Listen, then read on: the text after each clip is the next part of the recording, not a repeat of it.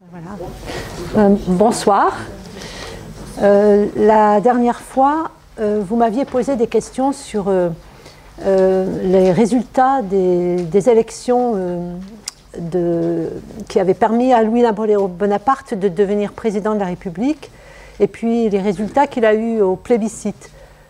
Et donc, si vous voulez bien, dans la deuxième partie, dans l'échange avec les questions, je reviendrai un petit peu sur cette interrogation, parce que ça m'a fait réfléchir, cette affaire. Et j'ai quelques éléments de réponse à vous donner, donc on en reparlera dans la deuxième partie. La dernière fois, nous avions expliqué la contre-révolution à l'époque de la Seconde République, qui avait conduit finalement à la victoire de Louis-Napoléon Bonaparte, d'abord à la présidence de la République en 1848, et puis qui lui avait préparé son coup d'État en 1851, coup d'État qui lui permet d'allonger son mandat de président à 10 ans, et coup d'État qu'il va transformer un an après en empire. Le 2 décembre 1851, c'est son coup d'État, et le 2 décembre 1852, c'est la transformation légale, puisqu'il va utiliser la loi pour pouvoir le faire, un senatus consulte pour pouvoir le faire. La transformation, alors on va dire légale, puisqu'il le fait dans des formes avec des institutions qui lui permettent de transformer à son bon vouloir la Constitution. Il va faire proclamer l'Empire le 2 décembre 1851. Alors aujourd'hui, 1852, pardon, oui. Alors aujourd'hui, ce qu'on va essayer d'expliquer, c'est la contre-révolution mise en place par l'empereur. Alors une contre-révolution qui est faite d'ambiguïté, parce qu'en même temps, bien sûr, son programme c'était de terminer la révolution, mais la nature de son régime, c'est de dire qu'il s'appuie sur la souveraineté populaire, donc sur une légitimité populaire plébiscitaire, et son système politique ne peut fonctionner que si il a cet assentiment populaire, ce soutien populaire. C'est ce qu'on appelle le césarisme ou le bonapartisme. On peut appeler ça aussi du populisme. Enfin, il y a toutes ces expressions qui peuvent être utilisées. Le vocabulaire le plus récent, c'est populisme. Le plus ancien, c'est césarisme. Et on est passé par le bonapartisme. C'est-à-dire un gouvernement qui a à la fois un pouvoir qui est à la fois fondé sur le suffrage universel et à la fois un pouvoir tyrannique, despotique. Alors, pour pouvoir continuer à avoir cet assentiment, il va fabriquer ce qu'on appelle du consensus. Pour qu'un régime qui s'appuie sur une légitimité populaire, même s'il y a un coup d'État qu'il a mis en place, il faut qu'il y ait en permanence cette légitimité populaire qui fonctionne. Donc il va y avoir toute une stratégie qui va être mise en place par cet empereur pour garder cet assentiment populaire. Alors ça, on va le voir dans la première partie, et dans la deuxième partie de cette séance, on verra que malgré tous ces efforts, Louis-Napoléon Bonaparte ne pourra pas contenir le mécontentement populaire qui va se réveiller. Il sera obligé de faire des concessions, et dans un pouvoir tyrannique, quand il y a des concessions, on s'engouffre dans ces concessions, et à ce moment-là va se reposer la question de l'émancipation politique et de l'émancipation sociale, qui conduira directement à la Commune. Et c'est dans ces événements-là qu'on va voir les origines directes de la Commune. Alors, donc, aujourd'hui, tout de suite, là, je vais voir comment Louis-Napoléon Bonaparte a fait pour fabriquer du consensus. Alors, la première chose, comment il a essayé de cadenasser en même temps la population. C'est ce que j'ai appelé surveiller et punir, pour reprendre une expression connue, et puis séduire en même temps. Alors, cette surveillance, cet encadrement, la première chose qu'il faut faire, c'est contrôler la presse. Donc, le contrôle de la presse, il s'est renforcé. Il avait déjà été renforcé en 1949, en 1950, en 1951. Et là, en fait, ce contrôle, il est très simple. Quand des articles déplaisent, eh bien, la presse va recevoir, le journal va recevoir un avertissement. Au bout du deuxième avertissement, il est suspendu. Donc ça c'est très simple pour arrêter un journal, mais c'est encore plus insidieux parce que finalement ce système d'avertissement conduit à l'autocensure. C'est-à-dire que des journaux, pour ne pas être censurés, pour ne pas disparaître, eh bien, vont eux-mêmes réfréner leurs critiques par rapport au régime. Hein, donc, et voyez, c'est ça que j'appelle une espèce de consentement tyrannique. Hein, c'est une façon de dire, ben, finalement, on fait ce que le régime nous demande, puisque sinon on risque de disparaître. Ça, c'est le premier élément. Deuxième élément, le suffrage. Donc, le suffrage universel a été rétabli. Hein, je vous rappelle qu'on avait vu que Thiers avait voulu enlever le suffrage à la ville multitude et qu'il avait de cette manière-là enlevé à un tiers de la population le droit de vote. Et essentiellement, c'était les ouvriers. Et Louis-Napoléon Bonaparte, pour appuyer son coup d'État, avait dit qu'il rétablissait le suffrage universel. Donc ce suffrage universel va permettre toutes sortes d'élections, des élections locales, hein, sauf dans les grandes villes où les maires et les adjoints sont désignés. Et à Paris, il n'y a pas de maire, il y a un préfet de police et un préfet de la Seine. Ce système, excusez-moi, un préfet de Paris et un préfet de la Seine, ce système va rester jusqu'à Valéry Giscard d'Estaing. Et c'est Chirac qui sera le premier maire de Paris. Bon, donc, des élections locales et puis des élections législatives dans ce qu'on appelle le corps législatif. Ce corps législatif, c'est celui qui a le droit de voter les lois, mais n'a le droit que de voter les lois, c'est-à-dire qu'il n'a même pas le droit d'amendement, ni le droit d'initiative. L'initiative est donnée à deux autres assemblées qui sont désignées, dont les membres sont désignés par l'empereur. Donc un corps législatif qui a peu de pouvoir, et malgré son peu de pouvoir, c'est une chambre d'enregistrement, les députés sont élus au suffrage universel, mais avec ce qu'on appelle la candidature officielle. Alors cette candidature officielle, c'est assez extraordinaire parce qu'en fait, il y a un candidat qui est le candidat du pouvoir et qui est le seul à avoir le droit d'organiser des réunions, d'afficher. Les autres, ils se débrouillent comme ils peuvent, mais ils n'ont pas la possibilité de faire connaître leur programme, de faire connaître d'afficher, d'organiser des réunions.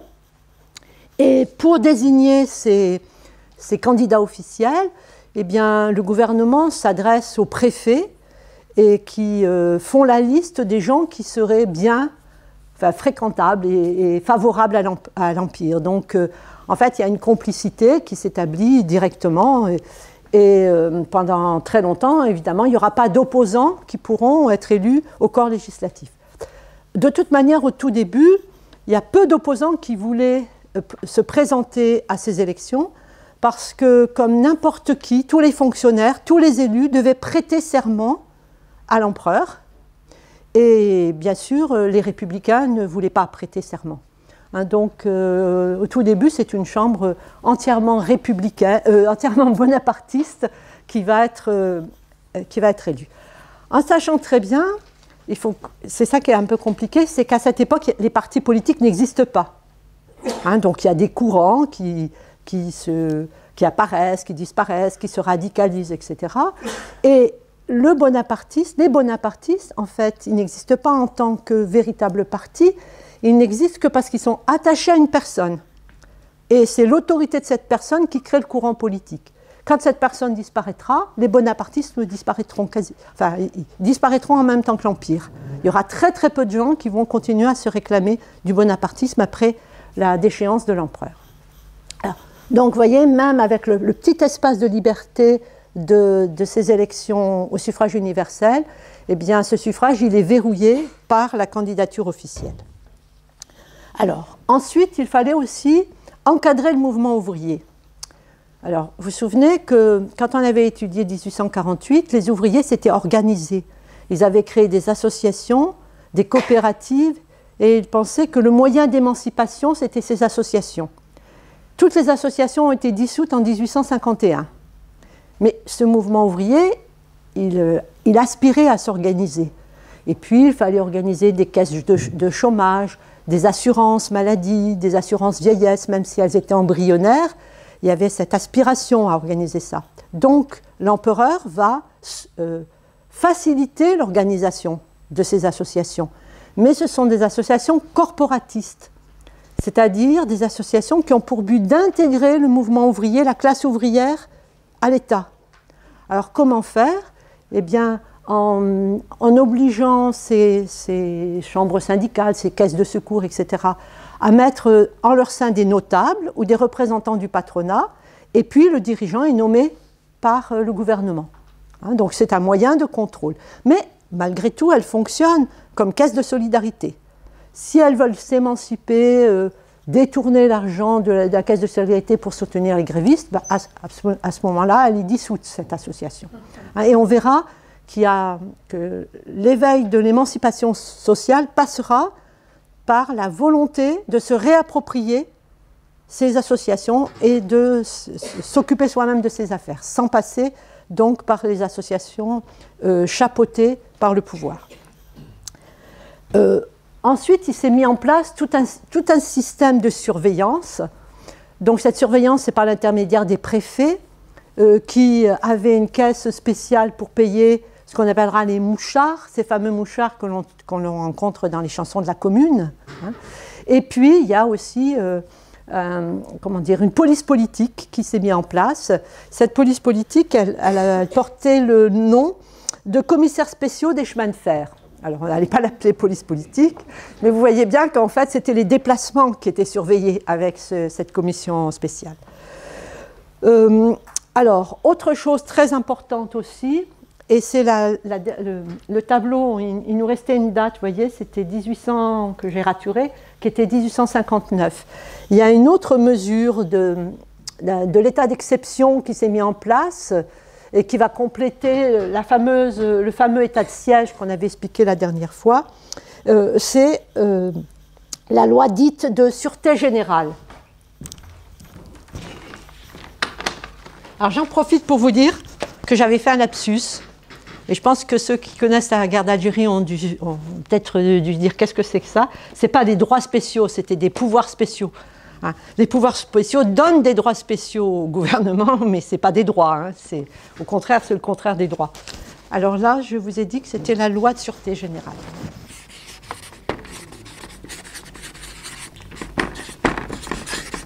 Voilà, et là, on a tout le dispositif de l'état d'exception qui est complété. Alors, cette loi de sûreté générale, elle a été prise à la suite d'un attentat, l'attentat de Felice Orsini, qui s'en était pris à l'empereur, et cet attentat, évidemment, a raté son but, et l'empereur a échappé à l'attentat, mais il a fait 12 morts et 150 blessés. Alors donc, et cet attentat, Orsini avait dit que c'était pour réveiller l'élan révolutionnaire qu'il avait fait ça. Bon, là, le résultat de l'attentat, c'est une loi de sûreté générale, et cette loi de sûreté générale, elle permet d'arrêter toutes les personnes qui ont déjà été condamnées pour raisons politiques, voilà, qui n'ont rien à voir avec l'attentat, bien sûr. Enfin, bien sûr ou pas bien sûr, quoi. Et donc, cette loi, elle a permis d'arrêter 2000 personnes. Et parmi ces 2000 personnes, il y a 400 qui, finalement, ont été, alors, comme on dit à cette époque, transportées en Algérie. Quand on dit transportées, ça veut dire qu'elles sont exilés en Algérie sans jugement. Voilà. Sinon, les gens sont condamnés à la déportation. Donc, dans ce cas-là, il y a un jugement. Mais transportés, il n'y a pas besoin de jugement. C'est une simple mesure administrative. Alors, vous voyez, l'ambiguïté, c'est toujours ça dans les mesures d'exception. L'ambiguïté, c'est qu'on prend des mesures qui ne respectent pas l'esprit de la loi par une loi. C'est une loi qui met en place une mesure d'exception. Voilà. Cette loi de sûreté générale, elle ne sera pas supprimée. Enfin, elle sera supprimée avec la chute de l'Empire. Elle ne sera plus utilisée parce qu'il y aura quand même des critiques très vives, parce que là, c'est l'arbitraire absolu. Mais, et ça sera une des revendications et une des premières actions de l'épisode révolutionnaire qui va arriver en septembre 1870, ce sera de supprimer l'état d'urgence. Bon, alors, autre élément sur ce cadenassage de la société, c'est ce que j'ai appelé séduire. Louis-Napoléon Bonaparte, enfin Napoléon III, a très habilement su utiliser la propagande. Et il a été très moderne dans ses campagnes électorales, il a été très moderne dans dans ses pratiques politiques, c'est-à-dire le voyage, en province, des grandes fêtes, des bains de foule. Voilà, donc là, il était vraiment très, très au fait de ce que pouvait être comment dire, la peopleisation de la politique. Il a orchestré son mariage, un mariage d'amour avec Eugénie de Montero. Il a orchestré aussi le baptême de son fils. Et puis, il a organisé aussi alors, quelque chose de très subtil, qui est la fête de Saint-Napoléon. Cette fête de Saint-Napoléon, c'est une fête qui a lieu le 15 août. Alors, c'est une fête que fêtait déjà Napoléon Ier. Napoléon Ier avait institué cette fête et il était arrivé, dans ses relations houleuses avec le pape, à faire canoniser un Napoléon par le pape. Donc, un Napoléon existait, on allait le fêter, et la fête avait lieu le 15 août. Voilà. Donc, c'était très, très habile parce qu'on allait pouvoir s'appuyer sur l'Église le 15 août, et puis cette fête, donc il y avait un tédéum et tout le bazar, voilà. Une fête à la mairie, après un repas, et puis un bal, enfin bon, tout ce qu'il faut dans une fête de village. Quoi. Et puis, était organisée aussi, on dirait une soupe populaire, en quelque sorte, on donnait à manger aux pauvres, on distribuait des vêtements, etc. Donc, vous voyez, il y avait cet aspect paternaliste, charité, etc., qui pouvait séduire aussi. Et ces fêtes, elles étaient, il y a des historiens qui les ont étudiées, elles étaient très, très populaires. Alors, il y avait quand même des mères rouges qui refusaient de s'y prêter, ou alors il y avait des gens qui mettaient une petite ceinture rouge ou un foulard rouge pour montrer qu'ils n'étaient peut-être pas tout à fait d'accord avec cette fête, mais quand même, en général, les gens allaient à cette fête du 15 août. Autre façon de séduire, c'est un programme économique qui est très très ambitieux, d'aménagement, de construction de voies ferrées, de routes, de canaux. Bon, à Marseille, il y avait l'aménagement du port, enfin, il y a eu l'arrivée de l'eau de la Durance qui a été célébrée par le Palais Longchamp, enfin, bon, inspiré par les Saint-Simoniens, donc on était dans le progrès, c'est là que s'est mis en place toutes les structures de la finance, les banques comme le Crédit Lyonnais, Paribas, ça a été créé à ce moment-là, les sociétés anonymes, des sociétés à responsabilité limitée, ça a été créé par des lois de l'époque de Napoléon III. Donc on était dans une période de croissance économique, et là c'est pareil, cette modernité à tout crin pouvait séduire. Alors en fait, elle ne séduisait pas. Autant il y a eu des résistances par rapport à cette modernité. Mais c'était un des aspects de la gloire, c'était l'économie. Et Napoléon III a fait comme Londres, pardon, qui avait organisé une exposition universelle en 1962. Napoléon III en a organisé deux à Paris, une en 1855 et une autre en 1867.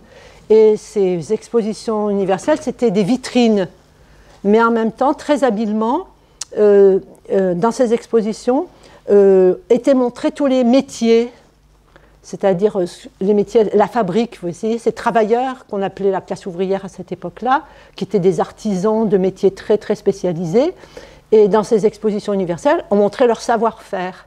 Donc c'était aussi une façon de récupérer cette classe ouvrière qui était montrée dans ces expositions universelles. Et puis la dernière façon de séduire, c'était une politique étrangère très ambitieuse. Donc en 1815, en 1814, lorsque Napoléon Ier a été vaincu, la France a été occupée. Il y a eu le traité de Versailles qui a obligé en fait la France à renoncer à toutes ses conquêtes et puis à redevenir à ses frontières de 1789, alors que c'était la France des 130 départements. Et puis la France a été exclue de ce qu'on appelle le concert des nations, comme on dit maintenant. Et là, en fait, Napoléon III a voulu effacer cette exclusion de la France et a voulu avoir à nouveau une politique étrangère fastueuse.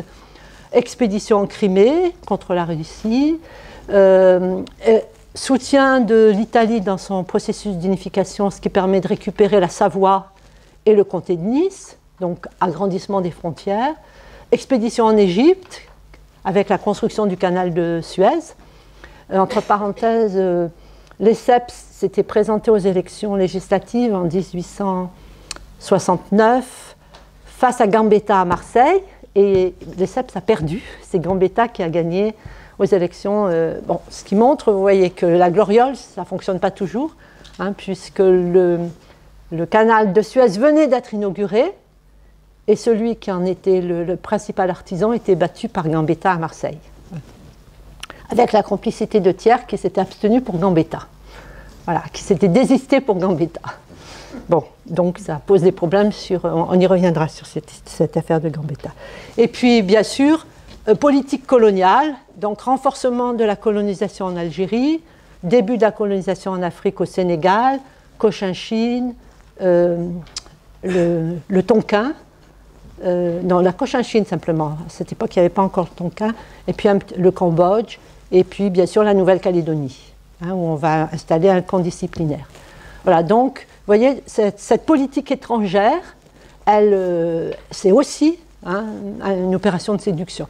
Alors ça s'est mal terminé dans l'opération, dans l'aventure du Mexique, et puis ça s'est mal terminé puisque c'est la guerre contre la Prusse et sa défaite contre la Prusse qui va provoquer la chute de l'Empire et qui va aboutir à la Commune inexorablement, on va dire. Alors maintenant, ce que je voudrais expliquer, c'est quelque chose qui me semble très très très important, c'est ce que j'ai appelé la contre-révolution urbaine. Alors normalement, vous devez avoir ces plans sur les feuilles si vous voulez mieux les voir. Et j'insiste beaucoup sur cette contre-révolution urbaine parce que c'est le cadre dans lequel va se dérouler la Commune de Paris. Alors, cette contre-révolution urbaine, elle va être mise en place par Haussmann, qui est donc le préfet de Paris. Il va rester de 1853 à 1869. Et donc, il va réaménager, prendre des grandes mesures de réaménagement de Paris. Ces aménagements vont être faits selon la volonté de l'empereur et selon sa propre volonté.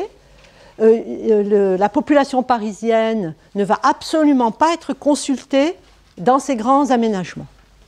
Donc, bien sûr, je vous dis ça parce que il va y avoir de la part de l'opposition à l'empereur une revendication très forte qui sera celle de l'autonomie communale. Les Parisiens vont demander d'avoir leur municipalité. Et ce n'était pas révolutionnaire, enfin, ce n'était pas d'extrême gauche que de demander de vouloir avoir, de pouvoir décider, hein, de son environnement, des aménagements parisiens. Alors, après, ceux qui seront à gauche ou à l'extrême gauche, les révolutionnaires, ils vont vouloir faire de cette autonomie municipale une véritable commune. Mais la revendication générale de l'opposition, ce sera l'autonomie municipale. Et ça l'est d'autant plus que les travaux d'Haussmann ont été un véritable bouleversement contre-révolutionnaire dans la ville de Paris. Alors, je vais vous donner plusieurs exemples. Là, vous avez les transformations de la cité. Donc, je ne sais pas si vous arrivez à voir, vous voyez peut-être mieux. Voilà, vous avez la cité ici. Alors, ce qu'on voit, en fait, c'est un embrouillamini de petites ruelles et de tas de petites maisons. Voilà. Ça, c'était la cité avant les travaux d'Haussmann. La cité a été quasiment rasée. Enfin, tout ça a été détruit. Et voilà ce qui a remplacé. Voilà. Et alors, en fait, cette cité, elle est devenue en quelque sorte un pôle administratif. Il aurait fallu compléter ici, de l'autre côté de la Seine, vous avez l'hôtel de ville. Hein, et vous avez comme ça le pôle administratif de Paris.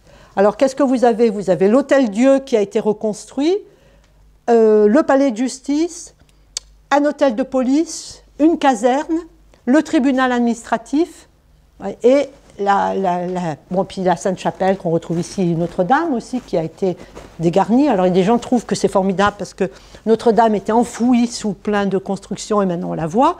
Mais en fait, tout cet habitat a disparu.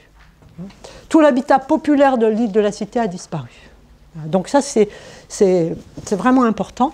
Ah, j'ai oublié de vous dire une chose avant de commencer, j'aurais dû vous dire quelque chose de fondamental aussi, c'est que Paris a changé complètement de dimension. Les travaux d'Haussmann s'est fait dans le Paris des 20 arrondissements. Avant, en 1848, Paris n'avait que 12 arrondissements. Et c'est en 1860 que les 8 arrondissements ont été annexés dans Paris, et c'est devenu le Paris des 20 arrondissements. Et en fait, ce qui s'était passé, c'est que Thiers, en 1848, ou 40, dès 40, merci. En 1840, Thiers avait fait construire des grandes fortifications autour de Paris, hein, donc les fortifications de Thiers, mais qui étaient le périmètre était très grand. Et donc les arrondissements qui ont été intégrés dans Paris, pour faire le Paris qu'il y a actuellement, eh bien, c'est la distance qu'il y avait entre les 12 arrondissements et les fortifications de Thiers. Alors, il y avait une petite zone qui était restée sans habitation. Cette zone, on l'appelait la zone. Et comme elle n'avait pas d'habitation, ben, évidemment, elle a été vite accaparée par des gens qui ont construit leurs petites baraques, etc. Et ces gens-là, on les appelait les zonards. C'est de là que vient l'expression. Et maintenant, ces fortifications de Thiers, ça correspond au périphérique. Hein, voilà, qui détermine le Paris proprement dit des autres quartiers. Alors, donc, c'est dans ce Paris agrandi que se fait les principaux aménagements. Le prétexte, c'était bien sûr, il faut moderniser cette ville, il faut l'assainir, puisqu'il y avait eu régulièrement des épidémies de choléra, et puis la population va passer de 1,2 million à 2 millions d'habitants sous l'Empire, hein. En intégrant bien sûr les communes qui ont été intégrées, mais ces communes, elles étaient peu habitées et elles vont accueillir une migration qui viendra des provinces très très importante. Des ouvriers spécialisés, hautement qualifiés, qui vont s'intégrer, qui vont s'installer dans les arrondissements périphériques. Qu'est-ce que je voulais dire? Oui, alors le prétexte, c'était ça. Le prétexte, c'était donc assainir la ville. Et c'est vrai qu'il y a des travaux énormes qui ont été faits pour construire les égouts, pour amener l'eau, ce qui a fait disparaître des métiers qui étaient le métier des porteurs d'eau. Hein, tous les petits métiers, bon, tous ces petits métiers disparaissent. Et puis l'éclairage. Hein, donc éclairer les rues, c'était quelque chose de fondamental. Il y a Vallès qui a écrit des petits ouvrages qui racontent l'incidence de l'éclairage dans les rues. C'est l'histoire de Fantin, qu'il appelle un penseur sans domicile fixe. Et c'était quelqu'un, donc un intellectuel marginal, etc., qui avait l'habitude de vivre dans la rue. Et l'éclairage l'empêchait de pouvoir dormir et puis de trouver des cachettes qui lui permettraient d'échapper à quelque chose aussi qui se met en place en 1853, c'est une nouvelle façon de penser la police. Jusqu'à présent, la police était dans ses commissariats, et puis là, Napoléon III et son ministre de l'Intérieur a décidé que la police allait avoir une autre fonction, c'est d'assurer la sécurité publique, et pour pouvoir faire ça, la police était organisée comme... Ils ont suivi le modèle anglais des policiers de proximité et ils se promenaient en brigade dans la ville. Les policiers anglais n'étant pas armés, eux, ils étaient armés avec comment on appelle ça? Pardon, une matraque, oui, mais c'est pas le terme, enfin bon, on va dire ça. C'est pas le terme de l'époque. Un gourdin, voilà. Donc ce fameux Fantin, là, lui, il était doublement victime. Il était victime de cet éclairage et puis de ce policier de proximité qui pouvait le débusquer et lui dire d'aller dormir ailleurs. Et en fait, le but, c'était quand même aussi, et on va le voir avec des tas d'autres exemples, c'était de chasser les pauvres du centre de Paris et de chasser les révolutionnaires du centre de Paris. Il y a une étude qui a été faite qui est vraiment très, très, très intéressante d'un grand historien qui a écrit sur la Révolution de 1948, Gribaudy, qui a fait plancher tous ses étudiants sur le cadastre de Paris et qui a regardé ce qui était arrivé aux maisons des 11 564 personnes qui avaient été arrêtées et jugées en 1848, en juin 1848. Et il a fait le plan de cet habitat et le plan des nouvelles constructions d'Haussmann. Et il s'est rendu compte qu'il y avait quand même une coïncidence troublante entre les appartements qui avaient été, enfin les habitations qui avaient été détruites des insurgés et les travaux d'Haussmann. Donc le but, c'était quand même vraiment de contrôler cette ville ouvrière qui était dangereuse et de détruire en fait tout ce qui avait fait, comment dire, le ciment de ces ouvriers de 1848, dont on avait parlé avec Chantal, de ce rêve ouvrier d'une démocratie, d'une république démocratique et sociale, et qui avait été vraiment cassé par juin 48. Et là, il fallait continuer. Enfin, cette contre-révolution, c'est vraiment ça que ça veut dire, détruire ça. Alors là, vous avez un plan qui montre un petit peu, c'est un plan contemporain, hein, de quelqu'un qui avait... Il y avait une exposition sur le Paris d'Haussmann, et il y avait un conservateur qui avait voulu absolument démontrer ce qu'Haussmann avait fait pour le contrôle de la ville. Et là, vous voyez qu'il y a plein de destructions, mais il y a aussi quelque chose de très important, c'est la construction de grandes artères. Alors, il y a eu deux grands types de travaux.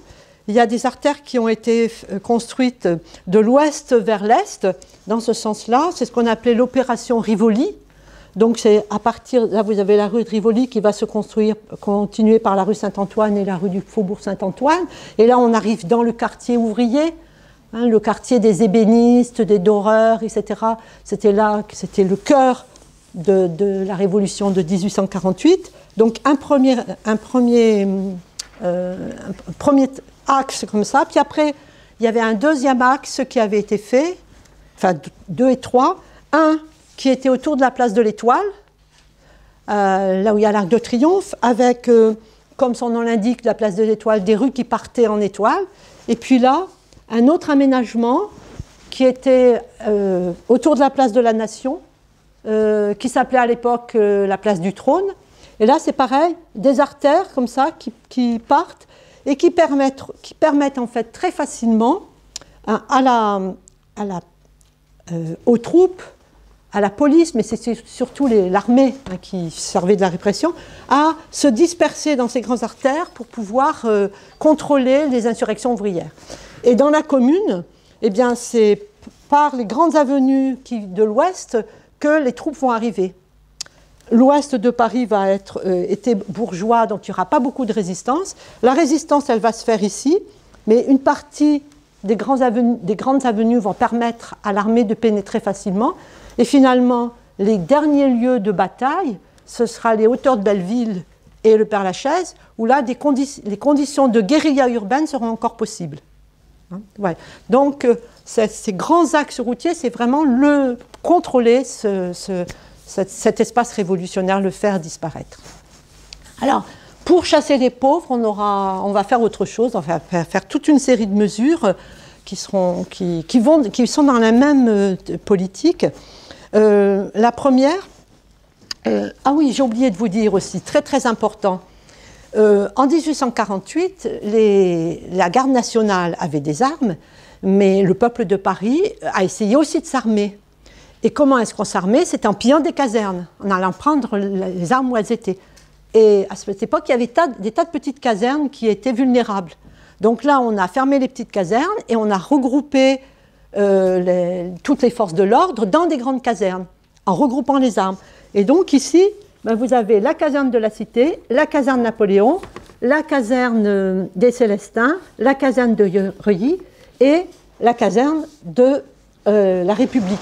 En fait, c'était la caserne de Château-d'Eau, parce que ça s'appelait la place de la République. Évidemment, elle ne s'appelait pas République à cette époque-là. Elle s'appelait la place du Château-d'Eau. Et vous voyez, à partir de ces casernes-là, il y a des flèches qui partent et qui montrent en fait comment on peut contrôler des territoires tout entiers à partir de ces regroupements de forces de l'ordre à des casernes qui sont difficilement prenables par des insurgés. Alors, autre manière donc d'écarter les pauvres, alors, il y a toujours un alibi extraordinaire. Le premier, c'est assurer l'alimentation de Paris. Donc, pour mieux assurer l'alimentation de Paris, on va faire des marchés couverts. Alors, vous les connaissez, les halles de Baltard, tous les marchés couverts qu'il y a dans Paris, avec les structures de fer et de verre, datent de cette époque. Puis après, ils vont être prolongés aussi sous la République. Ça veut dire quoi? Ça veut dire que d'abord, on va privatiser la place publique. La place publique, elle n'est plus disponible pour l'ensemble de la population.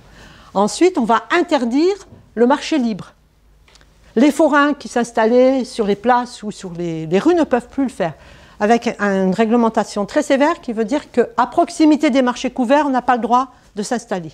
Donc on chasse les forains, tous les gens qui vivaient des petits métiers, les chiffonniers, qui étaient très très importants, les Savoyards qui, je le sais de par mes origines, qui allaient à Paris pour travailler, étaient souvent chiffonniers. Voilà. Et revendaient des tissus au poids, justement dans ces étals qui étaient libres. Alors, donc, les places dans les marchés couverts, elles sont limitées et elles sont plus chères. Donc, il y a un nombre plus réduit de gens qui peuvent venir, des gens qui peuvent payer, mais les conséquences sont aussi lourdes pour le porte-monnaie du Parisien, parce que ça va se traduire par une augmentation des prix. Voilà, donc vous avez un engrenage comme ça, qui a quand même pour but de faire de Paris non plus une ville ouvrière, comme elle l'était majoritairement, à 80%, mais de faire une ville des classes moyennes. Et ça, c'est vraiment un projet de modernisation. La modernisation du 19e siècle, c'est quand même bien ça. Une autre façon de chasser les pauvres, alors là, c'est formidable aussi, c'est de moderniser les hôpitaux. Alors, jusqu'à présent, à Paris, il y avait ce qu'on appelle l'assistance publique, qui avait été complètement restructurée au début par la République, la Seconde République, dans un souci de développement de l'assistance publique. Et puis, cette assistance publique, c'était essentiellement des hôtels-dieux et des hospices. Les hôtels-dieux et les hospices avaient pour fonction, au début, d'accueillir tous les indigents. Alors, bien sûr, il y a eu le grand renfermement et tout ça, mais l'idée, c'était quand même d'accueillir les incurables et les indigents. Et puis, de plus en plus, on s'est dit qu'il fallait soigner les gens. Donc, ça, c'est un progrès. C'est-à-dire que l'hôpital n'est plus un lieu d'accueil des indigents, mais devient un lieu de soins. Voilà. Mais si elle devient un lieu de soins, où vont aller les incurables, les indigents? Voilà. Ils vont être dispatchés, refoulés dans les périphéries, avec une loi un peu particulière qui va dire que l'assistance publique de Paris ne pourra soigner que les Parisiens, que ceux qui habitent Paris. Donc, c'est vrai qu'il y avait un phénomène d'aspiration, puisqu'il y avait beaucoup d'installations hospitalières dans Paris. Donc, les pauvres avaient tendance à venir à Paris. Et la manière de chasser les pauvres, c'est de dire, voilà, on va fermer un lit sur deux à cette époque. Et je ne me souviens plus exactement, il y avait un symbole que je voulais vous donner qui était vraiment assez extraordinaire sur ces hôpitaux. Voilà, l'hospice des petits ménages qui abritait souvent les femmes seules, sans moyens de vie, va être vendu par l'assistance publique et à la place, on va construire un des grands magasins, le Bon Marché. Voilà, donc c'est un symbole de ces aménagements. Alors, est-ce que j'ai d'autres choses à vous dire sur cette réorganisation? Ah oui, je vais vous dire deux choses quand même encore, parce que c'est très important. Aussi, oui, je pense que c'est aussi important parce que cet réaménagement de Paris, c'est fait aussi par une reconquête religieuse. C'est-à-dire qu'on n'a jamais construit autant d'églises. Dans un style néo-gothique. Alors, vous voyez, le style néo-gothique, c'est les réformés. Voilà. Et la France était devenue terre de mission dans le monde paysan, terre de mission dans le monde ouvrier. Et donc, dans la périphérie, enfin, dans les arrondissements annexés, ces arrondissements annexés se sont remplis d'églises. Et il y en a une qui est très connue, c'est l'église Saint-Ambroise, parce qu'elle a fait parler d'elle aussi pour accueillir les sans-papiers. Et cette église Saint-Ambroise est devenue un club au moment de la Commune. Et c'est là que Louise Michel, en particulier, avait tenu une partie de ses... une tribune, si vous voulez. Et c'était là où les femmes, c'était plutôt un club de femmes, hein, ce club de Saint-Ambroise. Alors vous avez comme ça une dizaine d'églises qui se sont construites dans cette zone. Et si vous voulez, c'était... Enfin, laissez-moi me le dire comme ça, c'était quand même vécu comme une provocation. Hein, cette implantation systématique dans les nouveaux quartiers ouvriers des églises dans ces quartiers-là.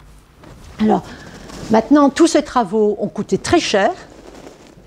Ça a coûté 45 fois le budget annuel de Paris. Donc, il a fallu trouver de l'argent. Pour trouver de l'argent, on a augmenté les impôts. Ça ne touchait pas tous les Parisiens. Par contre, ce qui touchait tous les Parisiens, c'était l'octroi. Alors, les postes d'octroi existaient toujours, c'est-à-dire quand les marchandises rentraient dans Paris, elles étaient taxées. Toutes les marchandises n'étaient pas taxées. Une partie des produits agricoles de première nécessité, la farine par exemple, n'était pas taxée. Le charbon non plus n'était pas taxé. Pour payer, on a taxé tous les produits. Et une des revendications de la commune, ce sera la suppression de l'octroi. Hein, qui est considéré donc comme... Mais cet octroi ne va pas être supprimé parce que ça sera un des moyens d'avoir des revenus aussi pour les communards. Voilà, donc aussi très important aussi à vous dire, c'est la façon dont ça s'est construit. En fait, il y avait des lots qui avaient été attribués à des concessionnaires. Ces concessionnaires avaient des liens avec la finance, donc avec les grandes banques. Ils pouvaient donc acheter ces lots. Les concessions étaient suffisamment longues pour qu'ils puissent aménager et construire des bâtiments. Puis après, ils les revendaient, et ils les revendaient avec une plus-value extraordinaire. Et puis, il y a toute une série de sociétés immobilières qui ont pu se constituer grâce à la nouvelle législation. Ces sociétés immobilières, par exemple celle des frères Pereire, ce qui s'appelle la société Rivoli, avait les immeubles de la rue de Rivoli qui sont construits en même temps que la percée de la rue de Rivoli. Et ces sociétés immobilières, elles louaient des logements et elle a eu tendance à transformer une partie des bâtiments en bureaux qui pouvaient être... enfin, bureaux, c'est un peu inexact, on va dire en bureaux. C'est là où il y avait le siège de certaines entreprises, il y avait déjà des banques, etc., ou des grands magasins. Et en fait, elle pouvait les louer cher, mais ça faisait aussi une tension sur les demandes de logement. Et ça permettait aussi d'augmenter les logements. Donc, d'une manière générale, la ville de Paris est devenue chère. Bien sûr, pas dans les proportions actuelles, mais il y avait cette tendance quand même qui était celle que l'on a connue sous l'Empire. Si bien que la figure de Paris a un petit peu changé, les populations se sont déplacées, et on a vu que dans ce cœur de Paris s'est un petit peu vidé. Il y a des populations de classe moyenne qui se sont installées dans ce Paris du centre. Les plus aisés sont partis à l'ouest de Paris. L'ouest, qui était un quartier qui était encore populaire, s'est vidé de sa population populaire, est devenu un quartier bourgeois. Et l'est de Paris, donc c'était un petit peu la configuration jusqu'à la boboisation de l'est de Paris, mais l'est de Paris a accueilli la population la plus pauvre. Et c'est les quartiers de Montmartre, du Père-Lachaise, de Belleville, de Popincourt, tous ces quartiers-là qui sont restés, qui étaient des quartiers ouvriers. Le 11e arrondissement, c'était un des quartiers les plus ouvriers. Et c'est là d'ailleurs que c'est tenu, enfin, c'était le noyau de résistance de la commune, ce quartier. Alors, malgré tout, Haussmann et Napoléon III ne sont pas arrivés à leur fin. C'est-à-dire qu'il est resté une population ouvrière dans le cœur de Paris. Cette population ouvrière, elle s'est installée, c'était des gens donc, de la fabrique, il y avait beaucoup de métiers, beaucoup de couturiers, de couturières, qui travaillaient, qui en fait alors se sont installés. Vous aviez le bâtiment d'Haussmann, puis derrière vous aviez une cour, puis une arrière-cour, et s'installaient dans l'arrière-cour dans des petits bâtiments qu'ils louaient, hein, ou dans des annexes de ces petits bâtiments. Donc c'était une chambre meublée, etc. Et les locations étaient très chères, elles avaient augmenté aussi, et le loyer c'était un vrai problème. Voilà. Le bailleur qui spéculait sur ces hausses de loyer, on l'appelait Monsieur Vautour, et dans les caricatures de Daumier il est souvent représenté. Et pendant le siège de Paris, comme les gens n'avaient plus de travail, hein, on avait le gouvernement qui avait été mis en place avec la chute de l'Empire, le gouvernement de défense nationale avait décidé de suspendre, de faire un moratoire des loyers. Et puis en février, quand il y a eu des élections qui ont donné la Chambre qui va s'installer à Versailles, avec Thiers hein, comme chef du gouvernement, une des premières décisions qui sera prise, ce sera de supprimer le moratoire des loyers. Et ce sera un des éléments de la révolte des Parisiens, parce qu'il faudra à nouveau qu'ils payent leur loyer. Et payer son loyer, c'était vraiment un problème énorme quoi, dans ce Paris bouleversé. Alors, je vais terminer sur cette histoire de Paris en vous disant en fait quelque chose que j'ai lu, c'est pas moi qui l'ai inventé, c'est un sociologue qui a écrit sur Paris qui s'appelle Lefebvre, qui a écrit sur la Commune de Paris et qui a expliqué qu'en fait la Commune de Paris pouvait être envisagée aussi comme une révolution urbaine, c'est-à-dire en fait la volonté du peuple de Paris qui avait été chassé de la ville et que l'on voulait chasser de Paris, dont on voulait détruire les solidarités, eh bien ce peuple de Paris réinvestissait la ville. Et le 18 mars, quand le peuple va résister pour garder ses canons, garder les canons, ce sera le matin, et puis prendre l'hôtel de ville, ce sera le soir. Et en prenant l'hôtel de ville, c'était en quelque sorte réinvestir les lieux dont ils avaient été chassés. Voilà. Et c'était à la fois une révolution politique et sociale, mais c'est aussi une révolution urbaine. Comment se ressaisir hein, de sa propre ville, de la ville dont s'était emparé les classes sociales qui finalement étaient porteurs du régime politique dont ils étaient victimes. Et je vais vous donner, pour en finir avec cette affaire, l'histoire une citation du grand historien de la Commune qui s'appelle Rougerie. Alors, si vous avez un petit livre à acheter, c'est le petit Que sais-je, dernière édition de Jacques Rougerie, qui raconte très bien l'histoire de la Commune. Et voilà ce qu'il dit pour dire la signification du 18 mars, donc le début de la Commune de Paris, que ce soit dans l'ordre ou le désordre, ceux des faubourgs, de la ceinture rouge, ceux qu'Haussmann et l'Empire avaient chassés, les envoyant camper hors de la ville, y refluaient maintenant en conquérant. Dévalant du nord, de Montmartre, de Belleville, derrière Eudes. Donc Eudes, c'est un fédéré de la garde nationale, mais ce sera aussi un communard. Donc derrière eux, de Batignolles derrière Varlin, et les rejoignant, ceux du sud, conduits par Duval et Falco, les misérables de la Glacière, de Montrouge ou de Grenelle. La ville venait de reconquérir la ville, comme il l'était irrévocablement inscrit dans la trame de sa dernière histoire. Voilà. Je trouve cette façon de décrire cette réappropriation du cœur de Paris et de l'hôtel de ville, où c'était chaque fois à l'hôtel de ville que s'était noué le sort des régimes politiques. Je trouve ça assez remarquable et c'est un beau pied de nez à Haussmann et à l'Empire. Alors, justement, puisqu'on en est là, je vais vous expliquer maintenant, en fait, comment s'est reposée la question de l'émancipation ouvrière dans les 2 dernières années de l'Empire. Bien évidemment, quand on le raconte, on ne savait pas que l'Empire allait s'arrêter. Hein, c'était un processus qui se mettait en place, qui a brutalement été interrompue par la défaite de Napoléon à Sedan le 4 septembre, enfin le 2 septembre, et la révolution du 4 septembre qui va aboutir à sa déchéance. Mais bien sûr, on ne savait pas le dénouement quand le mouvement d'émancipation a commencé à se remettre en place à partir des années 1800, le milieu des années 60, 1860. Alors, cette émancipation, elle va se poser aussi bien sur le plan politique que sur le plan social.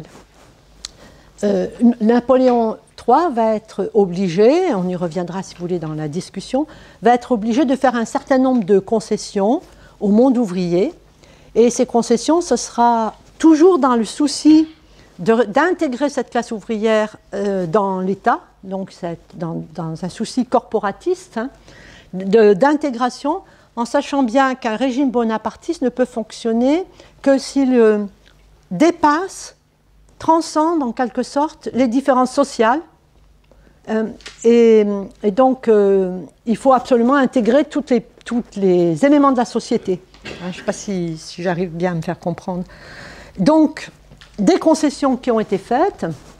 Alors, ces concessions sont les suivantes. C'est premièrement autoriser la grève. C'est-à-dire, quand on dit autoriser la grève n'est plus un délit. Voilà. Jusqu'à présent, la grève était interdite. Donc ça, c'était depuis les lois Le Chapelier de 1791, qui faisait partie des réponses politiques qui avaient été apportées à toute tentative d'organisation des ouvriers indépendante en 1791. Donc la loi Le Chapelier interdisait les coalitions, interdisait la grève, puis ça avait été reproduit ensuite par toute la législation, sauf à la petite période où la République était révolutionnaire. Donc, quand on disait que c'était plus un délit, ça ne veut pas dire qu'elle était vraiment autorisée, parce qu'on avait le droit de manifester son mécontentement sans entraver le travail. Donc, faire grève sans entraver la liberté de travail, dites-moi comment on fait. Bon, ce qui permettait toujours d'avoir recours à l'armée, et l'armée est intervenue de manière dramatique à 2 reprises, en particulier dans les grèves très dures des mineurs qui ont lieu en 1869 à la Ricamarie, près de Saint-Étienne, et puis c'est l'Aveyron, c'est dans l'Aveyron, dans les mines d'Aubin, où là, la première fois, il y a eu 12 morts par l'intervention de l'armée, et puis 14 morts aussi la seconde fois. Donc, on était toujours dans cette logique d'affrontement. Mais malgré tout, donc, la grève n'est plus un délit, et là, vous allez avoir des mouvements de grève très, très importants, un petit peu partout en France, beaucoup dans les mines, parce que les mines, c'était les seuls lieux où il y avait déjà un prolétariat comme on le connaît maintenant. Dans les mines du Creusot, il y a eu des grèves très, très importantes, mais les mines de Creusot avaient employé plus de 5000 personnes. Hein, donc, il y avait des concentrations ouvrières. C'était essentiellement dans les mines qu'éclataient les grandes grèves modernes, comme on les connaît. Et puis, il y avait bien sûr des grèves dans la fabrique, dans le système de la fabrique, avec les compagnons comme les canuts. Et là, il y a eu des grands épisodes de grève. Il y a eu 3 grands épisodes de grève. Donc, dès 64, dès qu'il y a eu l'autorisation, en 67, et puis à la veille de la chute de l'Empire, donc en 1969 et 1870. Je vous raconterai 2 grèves pour vous montrer un peu l'articulation qu'il pouvait y avoir entre la grève et le mouvement social, et les réunions, etc. Alors ça, c'est la première concession, le droit de grève. La deuxième concession, c'est le droit de réunion. Alors ce droit de réunion a été accordé en 1868, mais c'était un droit de réunion très, très, très, très, très surveillé. Quand on voulait faire une réunion, il fallait demander une autorisation 3 jours à l'avance, donner le motif de sa réunion, le titre de sa réunion, qui devait n'aborder ni un sujet politique, ni un sujet religieux. Ensuite, il fallait désigner au début de la réunion un président, 2 assesseurs qui étaient responsables de la réunion. Si la réunion se tournait mal, ils étaient arrêtés. Et ensuite, cette réunion, elle était surveillée par le commissaire du coin, avec deux aides qui les surveillaient et qui pouvaient appeler les forces de l'ordre si cette réunion ne correspondait pas à ce qui était autorisé. Alors ce qui est prodigieux, c'est que ce commissaire qui surveillait prenait des notes et rédigeait tout ce qui se passait. Si bien que les historiens qui ont travaillé sur ces réunions ont des mines de documents. Et comme ces gens étaient quelquefois un peu benets, ils notaient tout. Ils notaient tout sans tri. C'est-à-dire qu'en fait, c'est comme ça qu'on connaît cette histoire, on a des discours entiers révolutionnaires qui ont été retranscrits par ces commissaires de police qui ont bien tout noté. Et c'est comme ça que ça a pu être étudié. Alors, dans les documents que je vous ai donnés, il y a un document que j'adore. Vous me laissez 10 minutes de plus que le... Hein, enfin, on déborde un petit peu. Alors, oui, donc ce document, c'est... moi, j'adore... j'ai pris beaucoup de citations, d'extraits d'un ouvrage qui est écrit par Le Français, Souvenir d'un révolutionnaire. On l'avait déjà vu en 1948, Le Français. C'était un instituteur qui avait fondé la Fraternelle des instituteurs, qui avait prévu un nouveau programme. Je ne sais pas si vous vous en souvenez, l'année dernière, on avait expliqué ça. Et Le Français, il se retrouve aussi communard. Il est à l'extrême gauche. On dira, pour dire vite que même si ce terme n'existait pas, il n'était pas utilisé à cette époque-là, on pouvait dire que c'était un libertaire. Le mot existait, mais il n'était pas utilisé pour les communards, mais on peut le dire ainsi. Et dans son ouvrage, il décrit ces réunions et l'importance qu'a pu avoir les réunions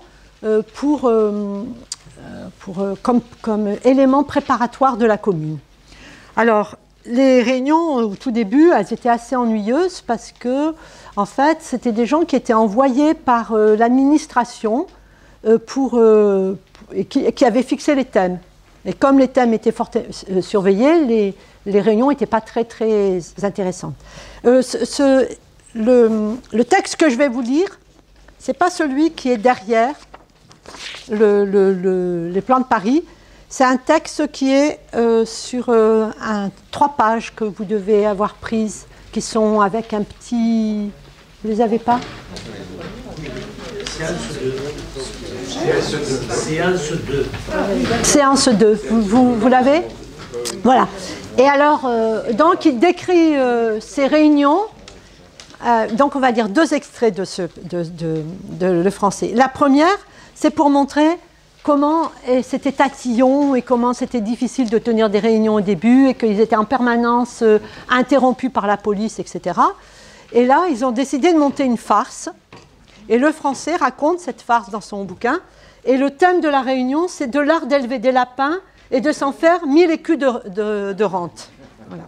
Alors, au début, on ne va pas tout lire parce qu'on n'a pas le temps. Au début, ils racontent qu'ils avaient fait tout ce qu'il fallait. Ils avaient donc déposé à l'avance le thème de la réunion. Ils avaient élu leur président, les assesseurs, etc. Tout s'était fait dans l'ordre. Et puis, ils avaient commencé à parler. Et puis, on commence à partir de le deuxième orateur. Alors, après avoir fait l'éloge de la brochure Paris il y a plus de 50 ans et qui portait le titre de la réunion, à savoir de l'art d'élever les lapins, etc., voilà ce qui s'est passé. Et voilà ce qu'il va dire. Enfermés dans des clapiers sombres, humides, mal entretenus par stupide cupidité de leurs éleveurs, ne songeant qu'à diminuer les frais de cette culture, les pauvres lapins s'étiolent, périssent misérablement et en sont réduits souvent, faute d'alimentation suffisante, à se dévorer entre eux. Il est donc vraiment temps de remédier à de si mauvaises conditions d'hygiène. Et qui sait, si un jour l'épuisement ne peut pas chez le lapin déterminer quelque accès de rage, dont ces trop avides et maladroits éleveurs deviendront les victimes. Ceci ferait bien d'y songer. Bon, vous imaginez qui se cache derrière les éleveurs. Heureusement pour l'avenir des lapins, il en existe une espèce très prolifique et réfractaire à toute domestication. C'est le lapin de Garenne. Ce diable d'animal, dont il semble que le caractère indépendant ait contribué à développer l'intelligence, imagine toutes sortes de ruses pour dépister ceux qui le recherchent.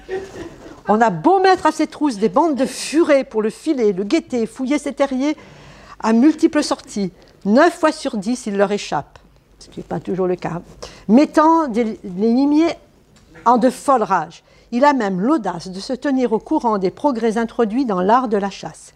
Il calcule ainsi très exactement la portée des armes à feu de celles qui font merveille, les fameux chasse-peaux, afin de s'en tenir à bonne distance et de narguer le chasseur qui revient alors bredouille.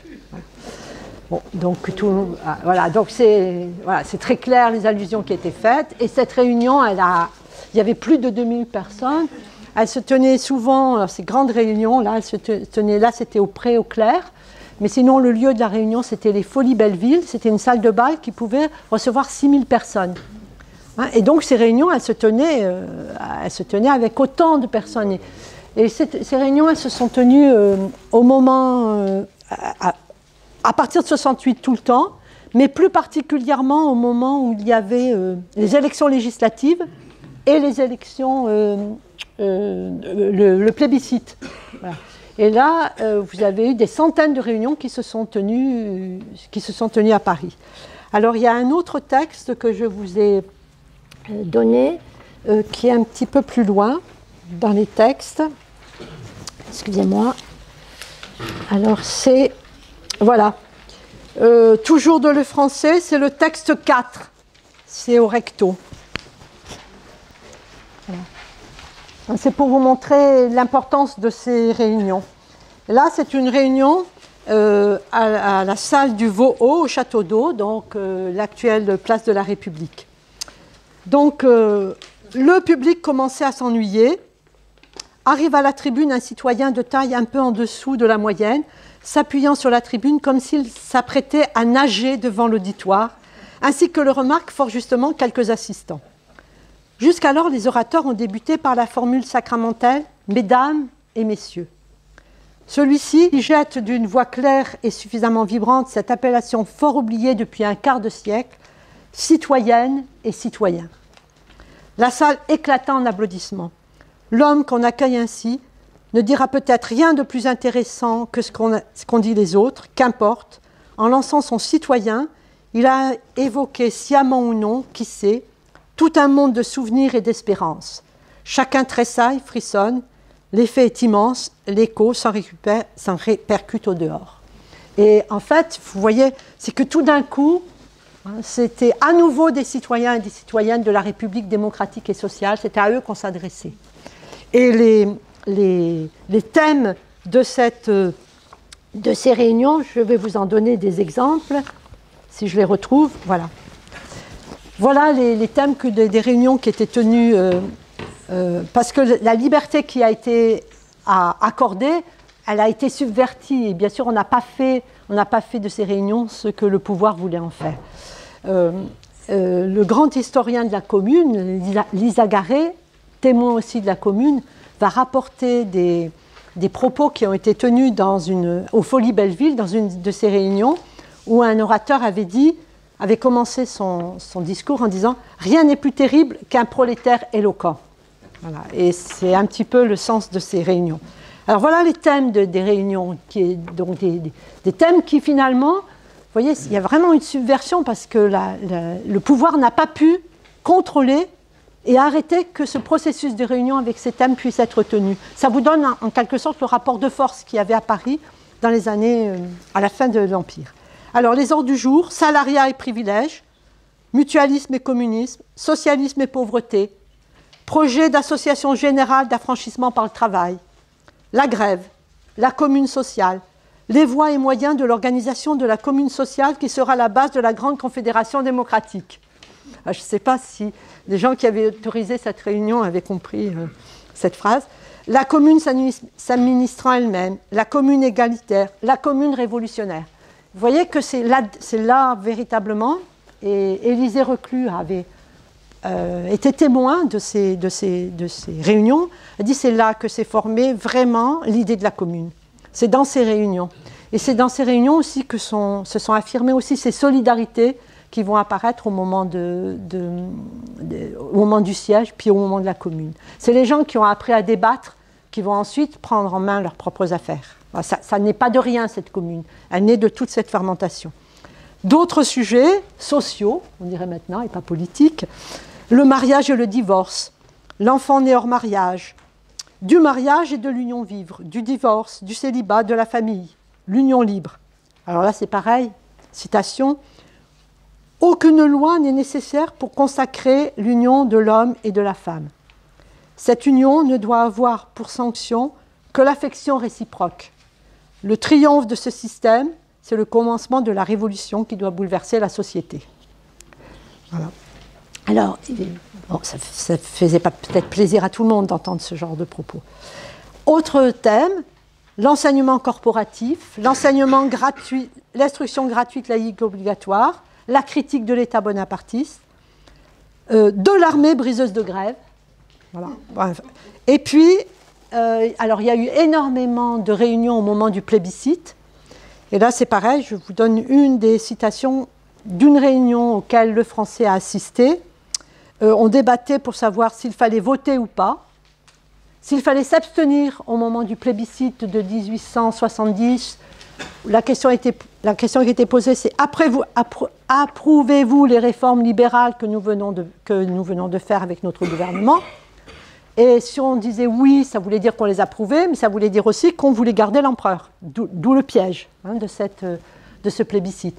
Et il y a, dans les réunions, il y en a qui ont dit qu'il fallait voter non, et d'autres qui disaient qu'il faut surtout s'abstenir, parce qu'il ne faut pas rentrer dans le piège de cette question. Et lors d'un meeting, quelqu'un avait dit, après avoir durant 18 ans vécu sur la France comme un véritable pouls, l'empereur venait nous demander si nous voulions changer de vermine. Voilà. Et c'était ceux qui prenaient l'abstention. Les consignes d'abstention n'ont pas été très suivies.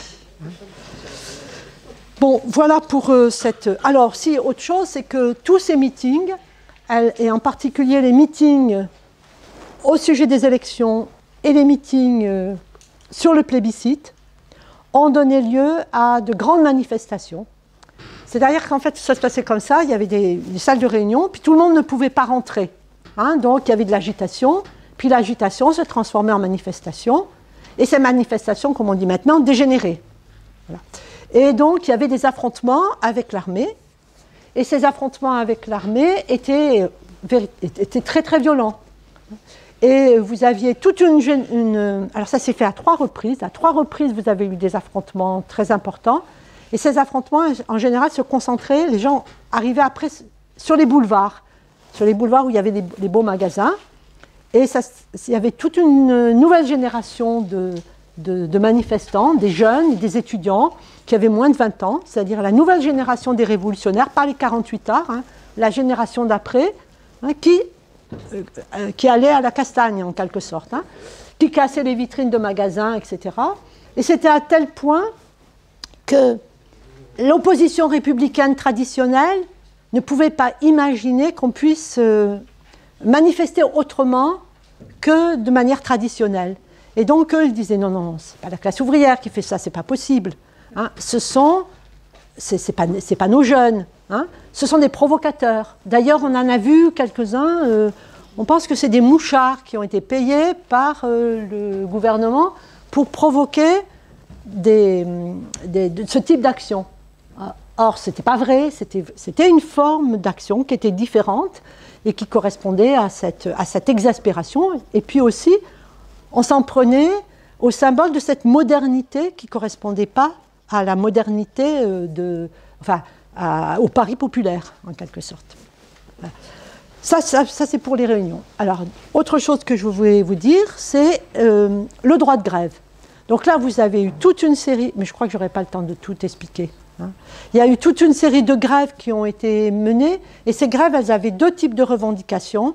La première, c'est évidemment une augmentation de salaire et une diminution du temps de travail. Donc ça, c'est toujours valable. Et la deuxième, c'était de permettre aux ouvriers d'avoir leurs propres organisations. Donc souvent, il y avait une organisation qui était celle de l'État, et Varlin en particulier, donc un personnage qui est remarquable, je vous en parlerai si vous voulez après dans la discussion. Varlin a créé sa propre organisation qui était indépendante de l'organisation imposée par le pouvoir. Et à ce moment-là, Les ouvriers bronziers, c'est la même chose, les ouvriers de l'étoffe, les tailleurs, etc., faisaient leurs propres organisations et le patronat n'acceptait pas que ces organisations soient indépendantes. Donc elles organisaient le law-coat, c'est-à-dire qu'elles fermaient et elles renvoyaient les ouvriers. Et ils n'embauchaient les ouvriers, ne rembauchaient les ouvriers que s'ils acceptaient de ne pas faire partie de cette organisation. Les bronziers, ils ont gagné. Et ils ont gagné grâce à ils ont fait une grève très très dure, et ils ont gagné grâce à la solidarité qui a été organisée par des délégués bronziers qui sont allés à Londres et qui ont été aidés par l'Association internationale des travailleurs qui s'est constituée à ce moment-là. Et les trade unions anglais ont aidé, ont financé, ont donné une énorme somme d'argent aux ouvriers bronziers pour les soutenir dans la grève. Donc ils ont pu tenir et ils ont gagné. Leur société fraternelle a été reconnue et ils ont eu une augmentation de salaire de 25%. Ce qui voulait dire, ça vous donne la marge de bénéfice qu'il pouvait y avoir. Hein. Voilà. Donc, et ça, c'était grâce à la solidarité. Et quand les ouvriers, quand ces délégués sont allés à Londres, les trade unions leur ont dit « mais c'est tout à fait naturel qu'on vous aide, puisque dans la grande grève de 1860 des ouvriers du bâtiment à Londres, et ils avaient eu la solidarité des ouvriers français, donc c'était un juste retour des choses.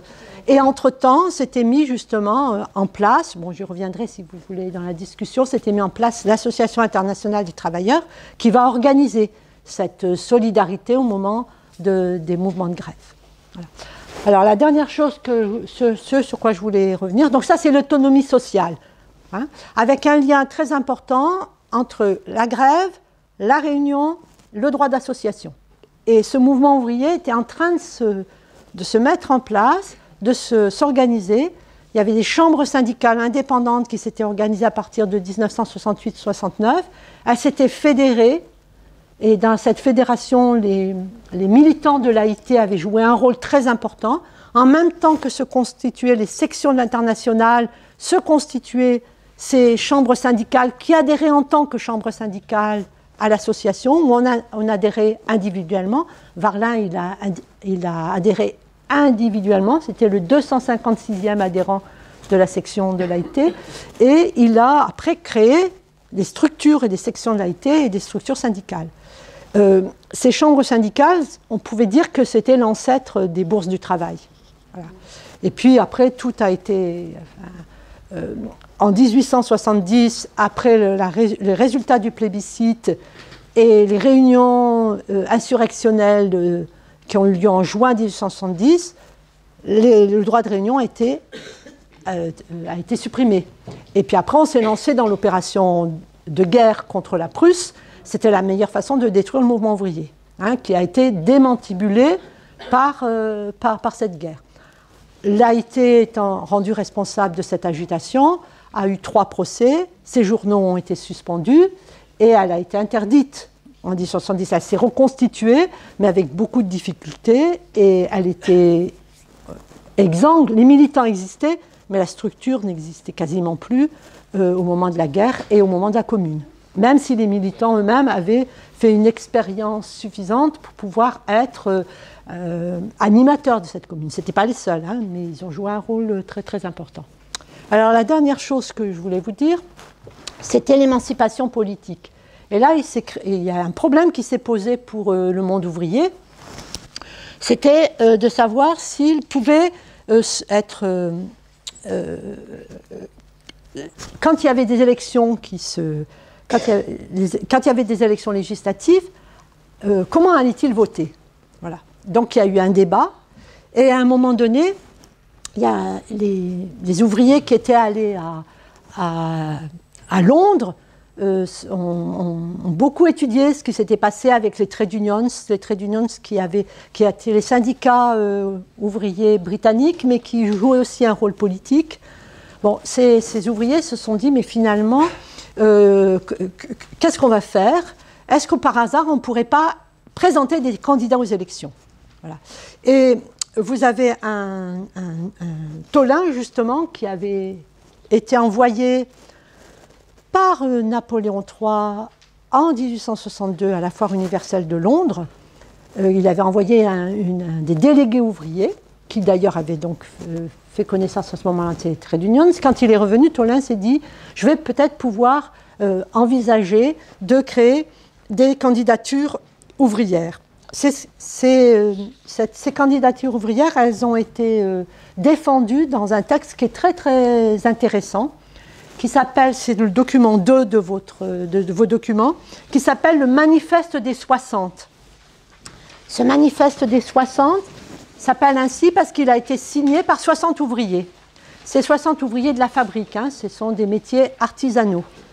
Et voilà ce que dit Tolain pour défendre sa propre candidature aux élections législatives. Mais nous dit-on, alors nous dit-on, ce sont les républicains qui appartiennent à la catégorie sociale des lettrés, de la bourgeoisie, des avocats, des petits commerçants, etc. Mais nous dit-on, toutes ces réformes dont vous avez besoin, le droit à l'instruction, le droit de réunion, de coalition, d'association, les députés élus peuvent les demander comme vous, mieux que vous. Ils sont le représentant de tous et par tous nommés. Eh bien, non. Eh bien, nous répondrons non. Nous ne sommes pas représentés. Et voilà pourquoi nous posons cette question des candidatures ouvrières. Nous qui n'avons à notre service aucun de ces moyens, la fortune, les relations, les fonctions publiques, nous sommes bien forcés de donner à nos candidatures une dénomination claire et significative et d'appeler, d'autant que nous le pouvons, les choses par leur nom.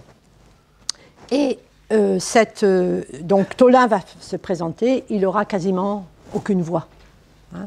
C'est-à-dire que la classe ouvrière, elle n'était pas prête à apporter sa confiance dans ce cadre-là à des candidatures ouvrières, mais aussi parce que ceux qui auraient pu voter pour lui n'étaient pas prêts non plus à participer à ce type d'élection.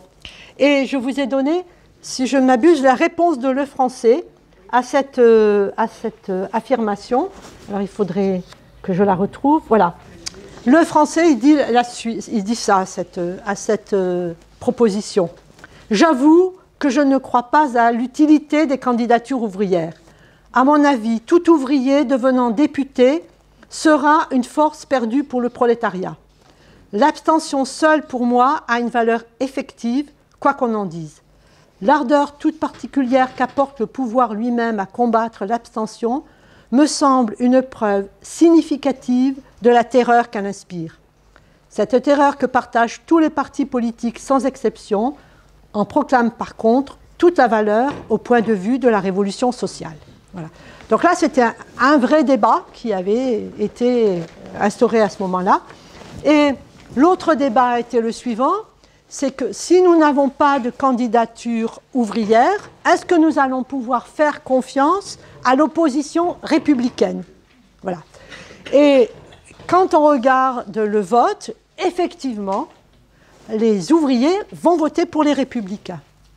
Dans les consultations électorales qui vont avoir lieu dans les villes, dans toutes les villes, à Paris, à Lyon, etc., ce sont les rouges qui gagnent les élections. Ce sont les républicains qui gagnent les élections dans les villes.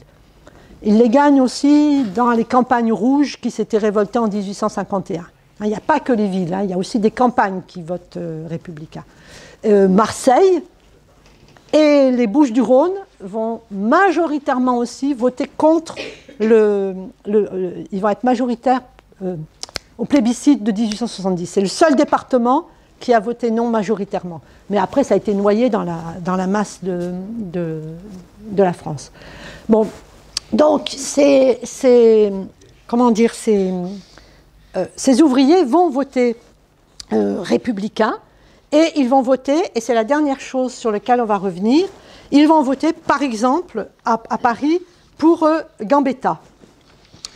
Gambetta qui va être élu à Paris, mais qui va préférer finalement, parce que là, vous savez, le système des élections, il était assez extraordinaire parce qu'on pouvait se présenter à plusieurs endroits et puis choisir ensuite l'endroit où on voulait être et finalement élu.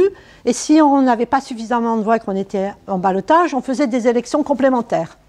C'est comme ça que Boulanger, il a pu après être élu plusieurs fois pour faire une campagne. Il était élu, il démissionnait, il faisait campagne, etc. Et c'est comme ça qu'il avait, plus tard, hein, sous la Troisième République, c'est un apprenti, on va pas dire quoi. Voilà.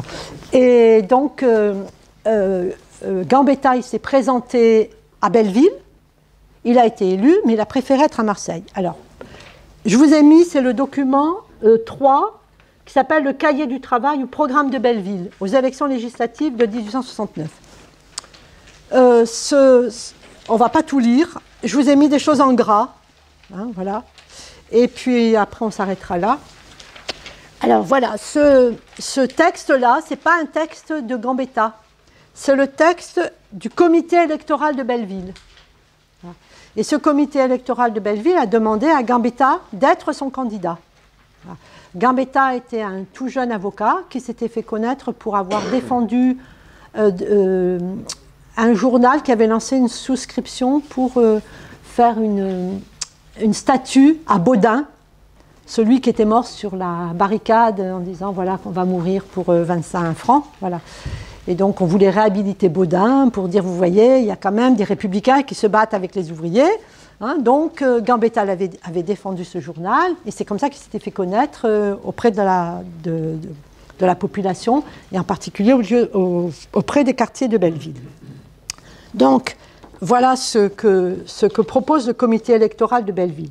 Au nom du suffrage universel, base de toute organisation politique et sociale, donnons mandat à notre député d'affirmer les principes de la démocratie radicale et de revendiquer énergiquement l'application la plus radicale du suffrage universel, tant pour l'élection des maires et des conseillers municipaux, sans distinction de localité, que pour l'élection des députés. Donc là, il s'agit de lire le maire de Paris. D'accord ? Donc, ce n'est pas la commune, mais c'est quand même l'autonomie municipale qui est demandée dans ce programme de Belleville. Plus loin, l'abrogation de la loi de sûreté générale. Je crois que je vous l'ai marqué en gras. Vous pourrez le lire, il y a plein de choses très intéressantes dans ce programme.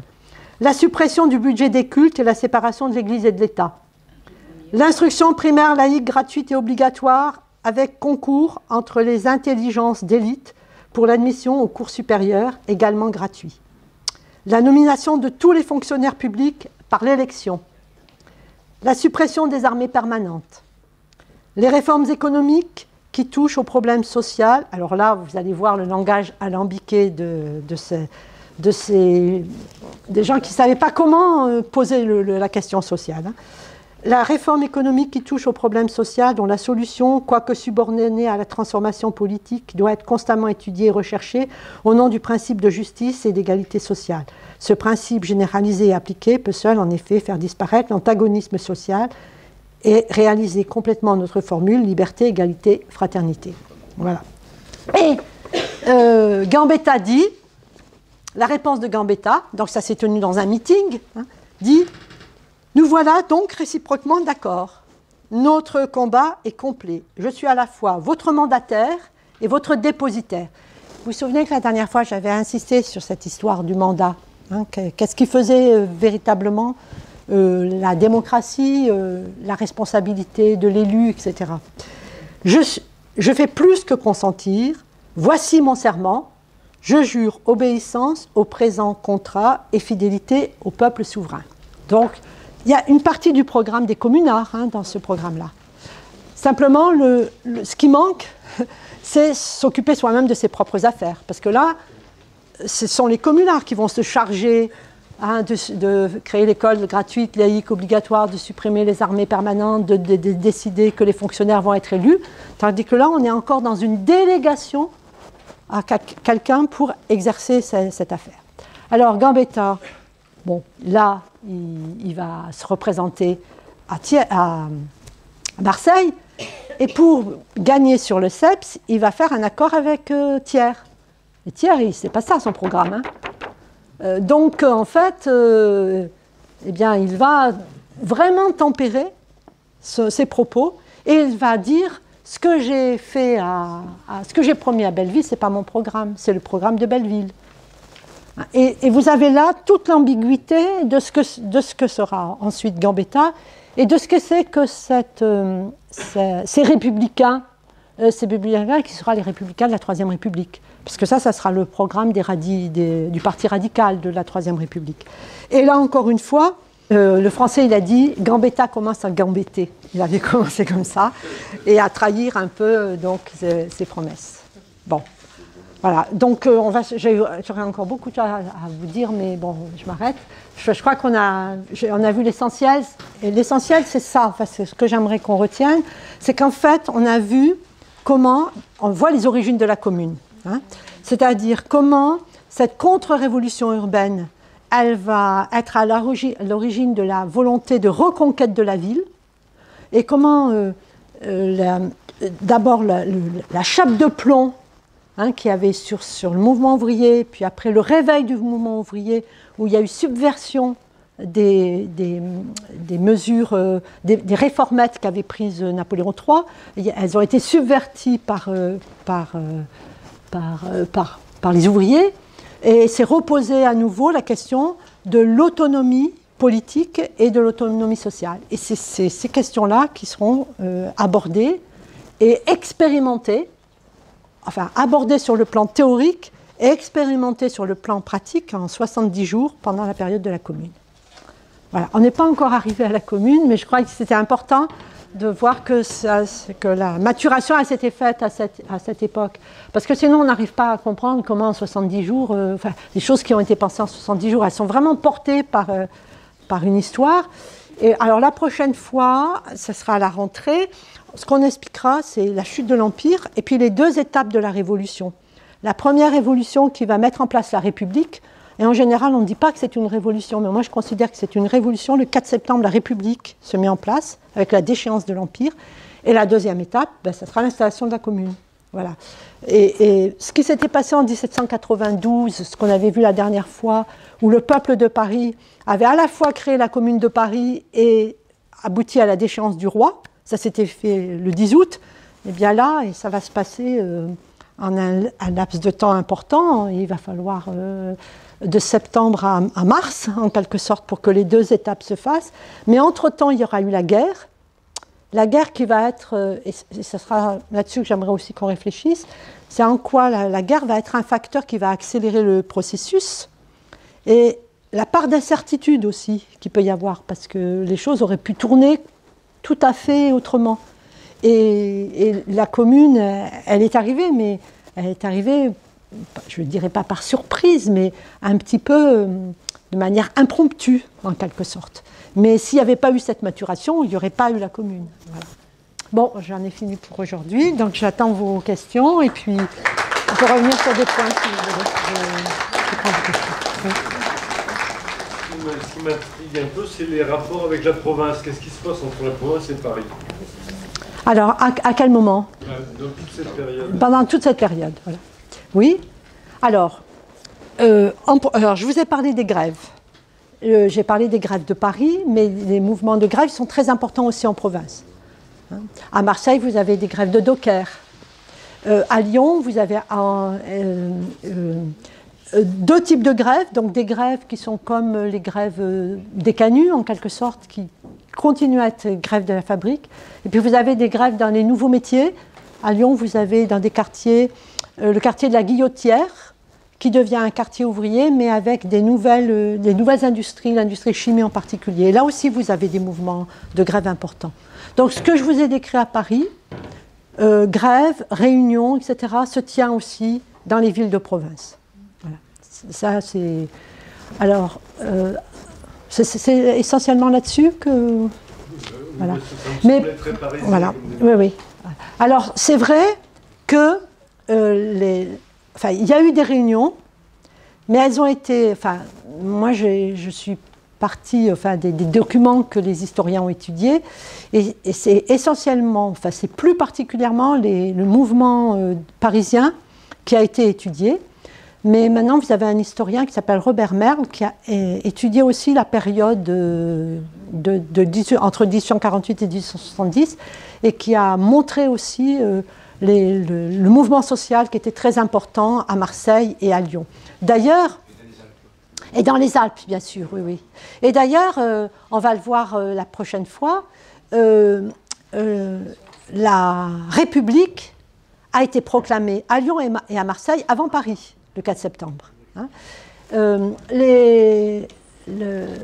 Au mois d'août, il y a eu des insurrections à Lyon et à Marseille pour installer des communes provisoires avant la tentative de renversement du pouvoir par Blanqui le 10 août.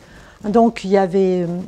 et puis après, il y a eu, bon, on l'expliquera, hein, il y a eu un grand mouvement avec la Ligue du Midi, etc., pendant la période du siège de Paris, qui était aussi très, très importante.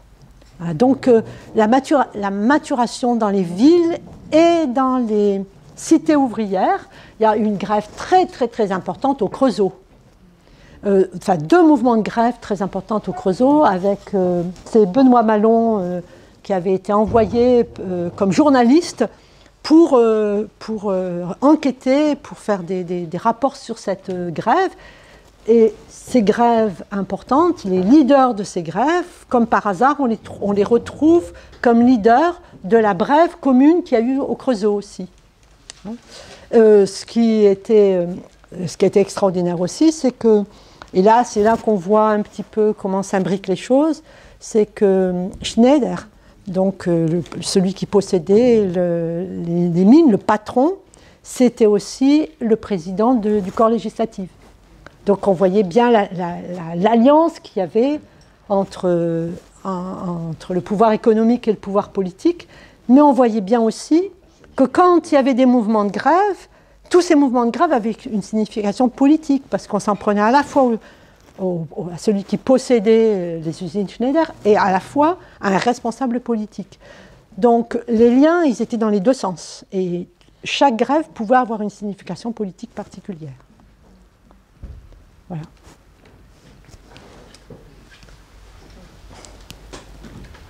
Oui. Moi, je ne sais pas, tu vas me dire si je me trompe, mais quand tu as parlé de la contre-révolution urbaine qu'avait entamée Napoléon III, avec cette espèce de nettoyage oui. des populations et aussi des métiers, oui. ça m'a fait tilt. Oui. Par rapport à Marseille, Euro-Méditerranée. Quand ils ont commencé à faire le chantier, moi j'habitais à ce moment-là vers la rue de la République, ce quartier de la Joliette. Ils ont commencé à expulser tous les petits commerçants, boulangers, menuisiers, des gens qui travaillaient là depuis des années et des années, qui étaient là de père en fils même. Les commerçants et tout.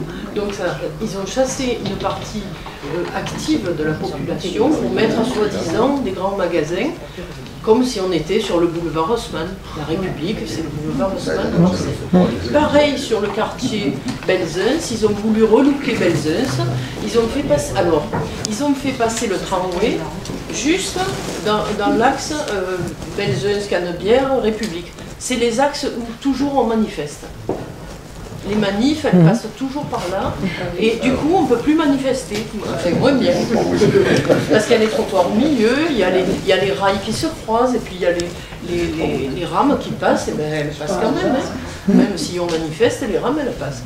Donc, ça veut dire quoi? Ça veut dire qu'on a voulu reprendre en main un peu le pouvoir des gens, enfin de la rue, et l'enlever, le mettre ailleurs. À Marseille, hein, je parle dans ces dernières 20 années. Voilà, est-ce que je me trompe? Alors, moi je suis très contente de cette remarque. Je pense que si j'ai insisté sur cette contre-révolution urbaine à Paris à l'époque de Napoléon III, c'est bien parce que ça pouvait Enfin, c'est parce que ce qui se passe dans les villes actuellement nous interroge sur les origines de ces mutations urbaines. Voilà. Alors après, toutes les choses ne sont pas égales, hein, mais c'est vrai que, voilà, je crois que la dernière, il y a des quartiers comme ça qui sont, il me semble qu'une des dernières initiatives qui est prise par la mairie qui concerne la Plaine, où vous avez des modifications qui doivent avoir lieu, moi je le vois un petit peu comme cette privatisation des espaces publics au moment où s'est mis en place les marchés couverts. Voilà. Mais les choses, elles ne sont pas strictement rigoureuses, mais c'est vrai qu'elles peuvent nous interroger. Hein, sur ça. Alors, ce qu'il faut savoir, c'est qu'à Marseille, Marseille a été aussi haussmannisée. Hein, voilà.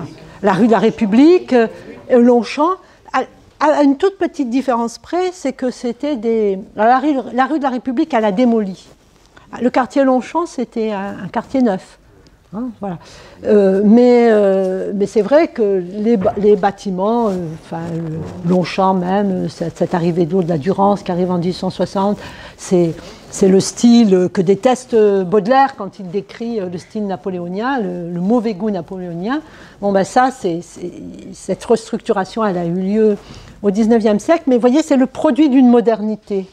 Cette modernité, elle est née, c'est vrai, l'époque moderne, elle est vraiment née à cette époque-là, avec tous les problèmes auxquels on est confronté, les problèmes urbains, les problèmes technologiques, les problèmes industriels, il naît de ce XIXe siècle. Ce XIXe siècle est vraiment porteur de toutes les problématiques auxquelles on est confronté maintenant. Voilà. Et le problème de la ville, il est né aussi à ce moment-là. Et à Marseille, je pense qu'on arrive à une évolution de Marseille qui est une tertiarisation de Marseille, de faire de Marseille un pôle tertiaire, connecté, etc., qui est porté par un pouvoir politique qui pense que c'est de cette manière-là que doit se faire la modernisation, mais il y a des résistances parce qu'il y a des gens qui pensent que les activités économiques, la vie d'une ville, c'est autre chose peut-être que ce projet qui peut être porteur d'emploi, de modernité, etc. Enfin voilà, c'est des points de vue qui s'affrontent, hein, mais qui se fait au détriment du tissu traditionnel, hein, et du tissu vivant des cités, qui sont démolies de cette manière-là. Mais sous Napoléon III, il n'avait pas véritablement gagné. C'est-à-dire qu'en fait, la fabrique était quand même... ces ouvriers de la fabrique... moi, je vous conseille, si vous avez un peu le temps, de lire La nuit des prolétaires, les textes qui ont été rassemblés par Rancière, qui montrent cette culture ouvrière, cette volonté de... vraiment une culture, un savoir-faire qui a été détruit par l'industrialisation. Et ce savoir-faire, c'était quelque chose qui donnait une conscience sociale, politique, qui créait des solidarités, mais qui crée des solidarités vraiment du travail, parce que, je ne sais pas, par exemple, un ouvrier bronzier, moi je me suis demandé, quand j'ai dit, mais pourquoi ces bronziers, ils étaient aussi importants, les ouvriers en assemblée générale de grève reconductible, 4000 personnes quand même, c'est énorme, quoi. Mais en fait, ces gens-là, ils avaient l'habitude des solidarités, parce qu'un ouvrier bronzier, qu'est-ce qu'il faisait avec son bronze? Il faisait par exemple les dessus de cheminée, où il faisait les pourtures, l'ossature des horloges. Mais il y avait du bois aussi. Donc il travaillait avec l'ébéniste. C'est-à-dire qu'à aucun moment donné, il y avait un produit seul qui était fini. Il y avait la solidarité avec l'ébéniste, avec le doreur, parce que le bronze était souvent doré. Donc il y avait des réseaux comme ça qui se constituaient, qui faisaient véritablement un tissu social. Et dans la commune, on voit ça en fait. On voit comment les gens se sont défendus. On crée des liens, on crée des comités de vigilance, des comités d'arrondissement, des choses comme ça. C'est ça qui est le plus merveilleux dans la commune. Parce que quand on fait le catalogue des mesures qui ont été prises, elles sont dérisoires, quoi. Ils n'ont pas eu le temps, et puis de toute façon... Voilà. Mais si on voit ces solidarités, ces structures qui se sont mises en place, parce qu'il y avait déjà ce nouage qui était fait, ce nouage social qui existait, qui était enraciné dans des quartiers, mais qui était aussi social, hein, parce que moi je suis d'un quartier, c'est pas vrai. C'était parce qu'il y avait des solidarités sociales, des solidarités économiques. Et ça, ils ne sont pas arrivés à le détruire. Ça sera la République et puis la révolution industrielle véritablement qui va détruire ce mode de fonctionnement. Et, oui. Pour ce qui est de Marseille, ce qui est intéressant à lire, c'est le livre d'Alexis Deslongriat. Ah oui. L'histoire universelle de Marseille, oui. Justement, quand Haussmann, ils ont creusé la rue de la République, oui. L'échec que ça a été, parce que ça, ils n'ont pas ça. C'est resté un quartier populaire. Oui. Et c'est vrai que c'est la deuxième tentative qu'ils font, et on voit qu'ils galèrent quand même, parce que ça fait 2 ou 3 fonds de pension qui se revendent les maisons, ils installent Monoprix, ils en ont installé tout le long de la République, la plupart des magasins qu'ils ont vidés, il y a encore des grands panneaux dedans et tout, ça patine, donc voilà, je pense qu'ils ne sont quand même peut-être pas arrivés bien à leur fin. Donc c'est à nous aussi à leur mettre les graines de sable. qu'ils n'arrivent pas. Mais il y a des réticences, à Longchamp il y a des réticences, à la Plaine il y a de la résistance, et, partout les gens ils essayent de se prendre en main, mais bon, le problème c'est comment se faire entendre, c'est le poids de la mairie et de ses réseaux, les CIQ et tout ça et tout, mais bon, actuellement... Puis bon, ils sont malins, hein, le fait d'avoir fait le MUSEM sur l'esplanade du J4 là-bas, c'est vrai que tout le monde a dit « Ah, c'est un musée, c'est de la culture », mais c'est de là que repart toute la reconquête du port et du monde ouvrier, je pense. Ils se sont servis de la culture pour reprendre tout le quartier, et on voit que tout ce qui s'ouvre autour, que ce soit les anciens... il y avait Barnia qui sautait à Louvain, tous les hangars, les anciennes docks, tout ça et tout. Je ne sais pas si vous êtes rentré dedans, mais c'est quand pour les pauvres. Hein, vous voyez les prix de ce qu'il y a à l'intérieur et tout. Et donc ça part. Et moi, je pense que, bon, que l'État ait fait ça en disant, comme à Libye, que si c'était pas eux, c'était la finance qui prenait le truc. Mais qu'à côté, la région n'ait pas trouvé mieux que de faire ce monument qui ne sert à rien, et qui coûte une fortune, tout ça et tout, et qui ne s'intègre pas du tout à côté du MUSEM. Je veux dire, c'est que là, c'est quand même la gauche qui a fait ça, c'est pas la droite, c'est pas... Donc, la responsabilité, elle est partagée dans la destruction des communes et d'une vie partagée, solidaire. Par rapport au MUSEM, je voudrais vous dire quelque chose, parce que c'est extraordinaire cette idée du MUSEM, cette histoire du MUSEM. En fait, le MUSEM, il a la plus belle collection des arts et traditions populaires. Et ce musée des arts et traditions populaires, il était à Paris. Il était dans un local qui était loué. Et donc, à un moment donné, le bail se terminait, la reconduction de ce bail était impossible.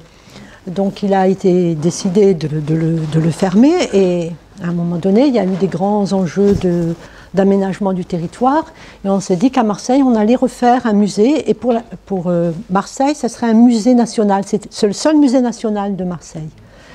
Et au début, ce musée devait accueillir en tant que tel ce musée des arts et traditions populaires.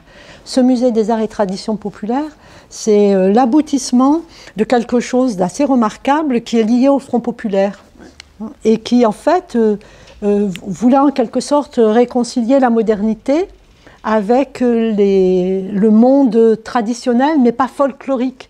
Hein, ce n'était pas un musée qui folklorisait le monde paysan, mais qui voulait montrer qu'il y avait une richesse dans la culture, une espèce d'économie de moyens, etc. Enfin, c'était vraiment une vitrine de ce monde rural qu'il fallait aussi montrer, parce que c'était le monde qui allait disparaître. Le monde rural, il a vraiment disparu avec la génération... Enfin, moi, de mes grands-parents, vous, peut-être de vos arrière-grands-parents, mais c'est vraiment... la rupture, c'est la Seconde Guerre mondiale. Avant la Seconde Guerre mondiale, bon, la guerre de 14-18 a pesé lourdement, parce que c'est les paysans qui sont majoritairement allés mourir dans cette guerre de 14-18, donc ça a été une rupture. Mais la rupture, elle s'est faite vraiment autour du Front populaire à ce moment-là. Et donc... c'était porté vraiment par un projet extraordinaire, et les choses sont passées autrement, et ce musée actuel ne montre pas ces collections. Les collections, elles sont à la Belle de Mai. Hein, voilà. Et en fait, ce musée a changé d'objectif. Voilà. Et en fait, moi je dirais qu'elle a trahi en fait, ce grand projet qui était celui du Front populaire. Voilà. Pour quelle raison ça a été dévié comme ça? Alors, en fait, je ne pourrais pas répondre. Je sais que moi, j'avais connu la personne qui avait été chargée du projet il y a très longtemps, qui s'appelait M. Collardel, qui avait été responsable de la création du musée dauphinois à Grenoble. Je l'avais connu pendant mes études. Donc, c'était quelqu'un qui avait initié un projet qui était vraiment un projet dans le respect de cette tradition. Et puis le projet lui a échappé. Enfin, il lui a échappé par l'âge, quoi. Il a été atteint par la limite d'âge. Et il y a d'autres équipes qui sont venues. Et ce projet, au lieu d'être un projet uniquement autour du monde paysan, on disait la Méditerranée, le monde paysan, ça ne va plus. Donc on va faire un monde méditerranéen. Donc c'est devenu le projet. Mais en même temps, c'est là que ça me semble un peu difficile à concevoir. C'est un musée national, donc il veut avoir une dimension nationale, donc on ne peut pas se tourner, on ne peut plus se tourner vers le monde paysan, on ne peut pas se tourner seulement vers la Méditerranée, donc on intègre l'Europe, hein, et alors ça devient ce musée un peu, voilà, et c'est un musée qui, après, s'est dit un musée sans collection, c'est-à-dire un musée qui a une exposition permanente, mais c'est un musée qui va créer des événements. Et moi, je pense que c'est l'évolution des musées.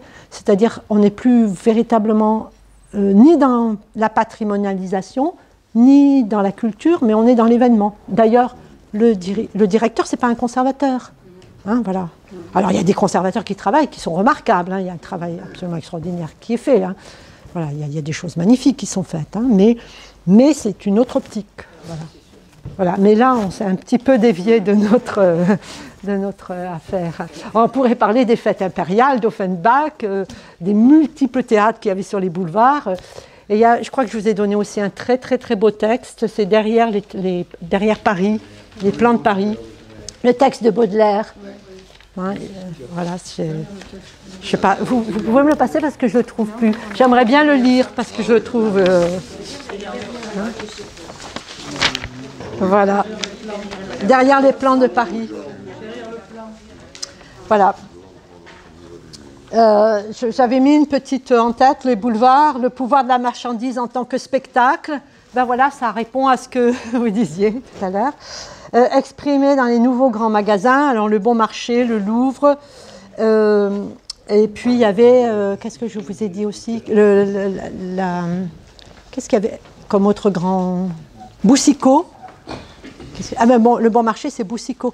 D'ailleurs, dans les grèves, il y avait eu la grève des employés. Et il y a eu, en 1869, il y a 8000 employés qui ont fait grève sur 12 000 employés et employés ES. Et quand ils faisaient grève, par exemple, dans le Louvre, c'était des jeunes femmes qui travaillaient dans ces grands magasins. Elles étaient logées. Donc si elles faisaient grève, elles perdaient leur logement. Et elles faisaient grève pour avoir leur dimanche. Voilà, n'est-ce pas? Et elles avaient organisé donc une commission ouvrière, et puis elles avaient fait paraître un journal. Donc ils ont fait une première fois grève, ça n'a pas marché. La deuxième fois, donc il y a eu ce mouvement de grève très très important. Et les grands magasins ont choisi des solutions différentes. Donc il y en a un qui a voulu réintégrer les grévistes à condition qu'ils n'appartiennent pas à la commission, à l'organisation qu'elle s'était créée. Et je ne me souviens plus lequel, je n'ai pas suffisamment de mémoire, qui a dit que par contre, il n'ira embaucher personne, et ils ont fait venir une nouvelle vague de jeunes filles qui venaient de la campagne et qui ont été embauchées, voilà. Et il y a un troisième magasin, lui, qui a dit oui, vous ne travaillerez plus le dimanche, mais vous ferez l'inventaire. Voilà, le dimanche. Alors, je vais vous lire ce beau texte de Charles Baudelaire. Voilà.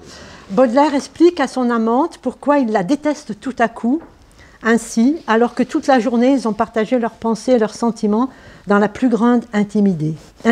Et puis ce soir, vous voulûtes vous asseoir devant un café neuf qui formait le coin d'un boulevard neuf, donc ces boulevards haussmanniens, hein, encore tout plein de gravois et montrant déjà glorieusement ses splendeurs inachevées. Le café étincelait.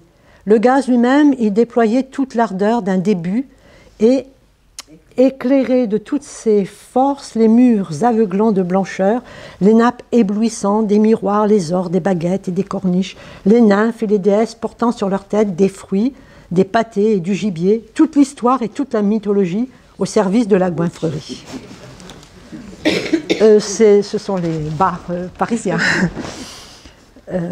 Alors, dans la rue, ils aperçoivent un homme à la barbe grise d'environ 40 ans, avec 2 enfants vêtus de haillons, regardant fixement le café et admirant sa beauté. Les yeux du père disaient « Que c'est beau, que c'est beau !» On dirait que tout l'or du monde est venu se porter sur ces murs.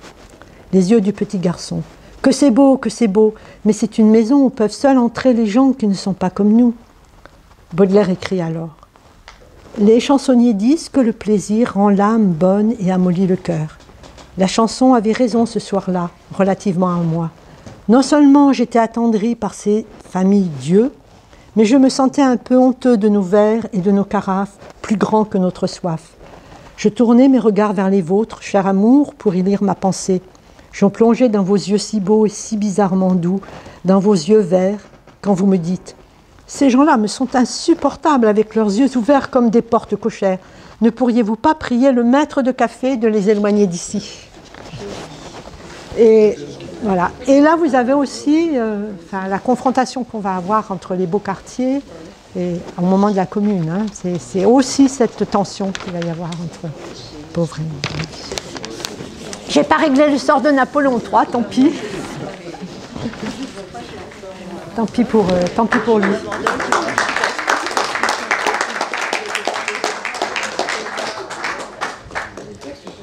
Ah, je ne vais pas abuser de votre temps, ça va.